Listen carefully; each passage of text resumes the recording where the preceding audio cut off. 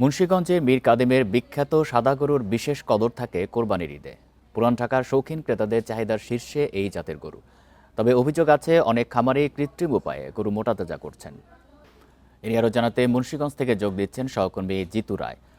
জিতু, এই যে কৃত্রিমভাবে মোটাতাজাকরণের যে অভিযোগ, এ বিষয়ে খামারিরা কি বলছেন, আর দাম এবার কেমন? দেখুন, ঐতিহ্যবাহী এই যে মীর কাদিম, এটি বিখ্যাত পুরান ঢাকা সহ আশেপাশের মুন্সিগঞ্জের বিভিন্ন অঞ্চলের কাছে সাদা গরুর খ্যাতি হিসেবে কোরবানির আগে থেকেই এই যে সাদা গরু প্রস্তুত করবার জন্য খামারিরা যে পরিশ্রমটি করে সেটিতে ব্যাঘাত ঘটিয়েছে।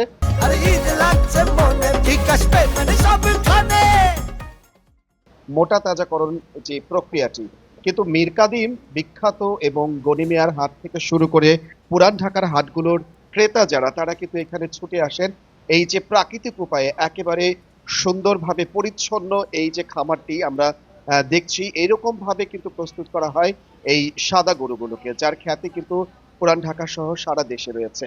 এই গরুগুলোকে প্রাকৃতিক উপায়ে খাবার, প্রাকৃতিক উপায়ে পরিচ্ছন্নতা এইভাবেই তৈরি করা হয় যেন পুরো শরীরটা সাদা সাদা বর্ণের। এই বিশেষত্বের জন্য কিন্তু পুরান ঢাকা সহ বিভিন্ন অঞ্চলের মানুষ এখানে ছুটে আসেন গরুগুলোকে ক্রয় করবার জন্য। এবং একই সাথে শুধুমাত্র যে দেখতে সুন্দর তেমন নয়, এর গুণগত মান, মানে এর মাংসের সুস্বাদু হওয়ার কারণে কিন্তু বিভিন্নভাবে কিন্তু এর খ্যাতি রয়েছে। আমরা এখন এই মীর কাদিমের এই ঐতিহ্যটা খামারি যেটি ছিল প্রায় 200 থেকে 250 পরিবার পারিবারিকভাবে এই খামারগুলোকে প্রস্তুত করতেন, কিন্তু এখন দিন যত যাচ্ছে ততই কিন্তু এই খামারের সংখ্যা কমে আসছে। তারা যেটি বলছেন, মোটা তাজাকরণ করবার জন্য ঔষধের যে প্রক্রিয়া ব্যবহার করছেন, তার মাধ্যমে এই গরুগুলো ক্রেতারা কিনে নিয়ে যাচ্ছে, যার ফলে তারা যে খরচ করে প্রাকৃতিকভাবে এই গরুগুলোকে তৈরি করছেন সেই দামটি কিন্তু তারা কাঙ্ক্ষিতভাবে পেয়ে থাকেন না, যার কারণে গরু মোটা তাজাকরণ প্রক্রিয়া বাদ দিয়ে যারা প্রাকৃতিকভাবে এই খামারিরা যারা প্রস্তুত করছেন গরুগুলো, তাদের কিন্তু মোটামুটি লোকসানের মধ্য দিয়ে যেতে হচ্ছে। এই কারণে কিন্তু তারা অনাগ্রহ প্রকাশ করছেন। ধীরে ধীরে কিন্তু কমে আসছেন এই খামারিদের সংখ্যাটা।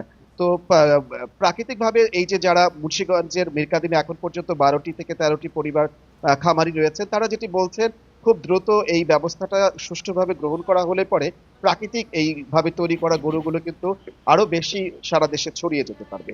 মুন্সিগঞ্জের মীর কাদিম থেকে কোরবানির জন্য প্রস্তুত করা সাদা গরুর এই ছিল আমার কাছে সর্বশেষ তথ্য।